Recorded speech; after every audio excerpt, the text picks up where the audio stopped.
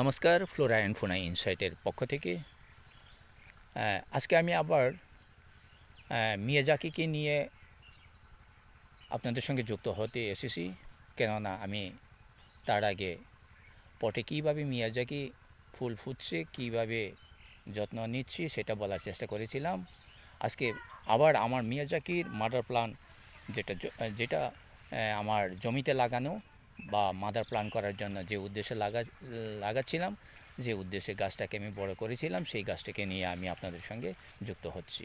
কেননা এই মিয়াজাকি গাছটাকে আমি প্রথম কীভাবে সংগ্রহ করেছি সেইটা থেকেই আমি আরম্ভ করব। আমি মিয়াজাকি গত ভিডিওতে বলেছিলাম মিয়াজাকি গাছ আমি 10টা নার্সারি থেকে সংগ্রহ করেছিলাম। কেননা 10টা নার্সারি থেকে সংগ্রহ করেছি আমি কি আদৌ মিয়াজাকি গাছ আমের গাছটা সঠিকভাবে পেয়েছি কিনা, সঠিক জাত পেয়েছি কিনা, সেটা নিজেকে নিজে পরখ করার জন্য, নিজেকে নিজে সংশোধন করার জন্য, নিজেকে নিজে ভালো গাছ পাওয়ার জন্য আমি চেষ্টা করেছিলাম।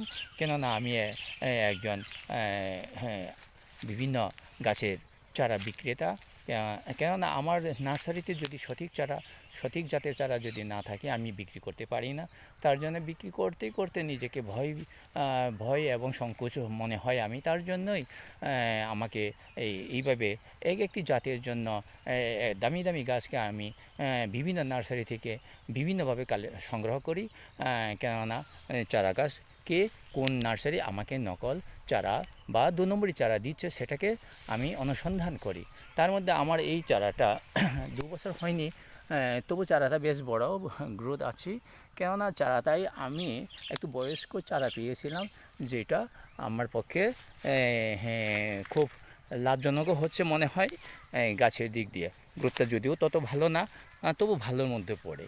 আমি এটাকে বিশ্বাস যায়নি, কারণ আমার অন্য চারার চেয়ে এই গাছটা সামান্য দুর্বল ছিল। গাছের পাতাগুলো বোঝাও যাচ্ছে না, এখনও সঠিকভাবে বোঝা যাচ্ছে না যে আমি এই আমটাকে যখন ফল পাবো মিয়াজাকি, তখনই বুঝতে পারবো অন্য গাছের সঙ্গে এই গাছের তুলনা করে কোন গাছটা সঠিক আমার মিয়াজাকি, কোন গাছটা মিয়াজাকি না, তখনই আমি বাছাই করতে পারবো।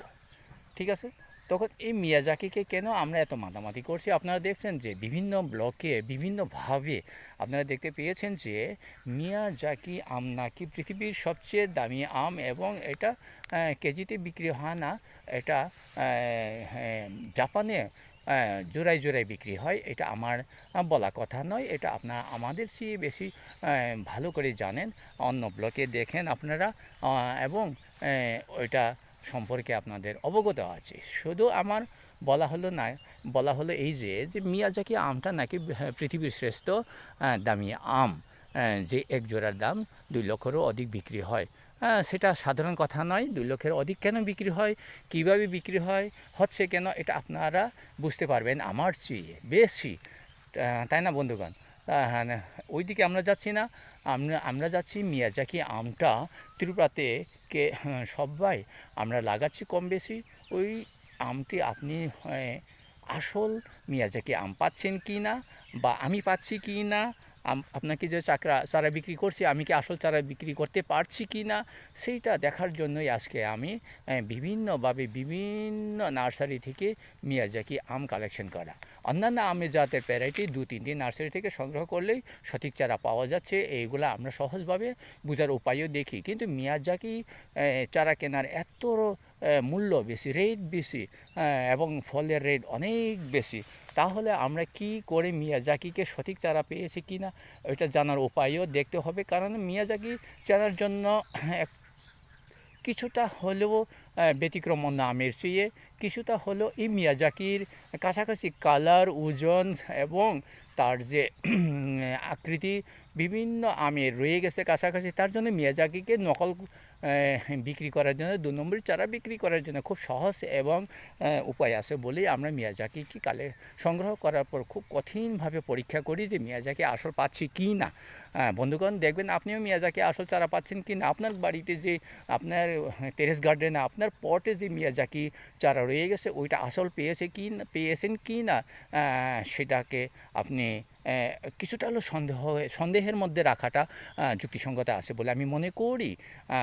আজকে আসি আমরা এই মিয়াজাকিকে আমি ট্রেনিং দিয়েছিলাম, ফার্স্ট ট্রেনিং কার্ড দিয়েছিলাম, সেকেন্ড দিয়েছিলাম, এখন থার্ড।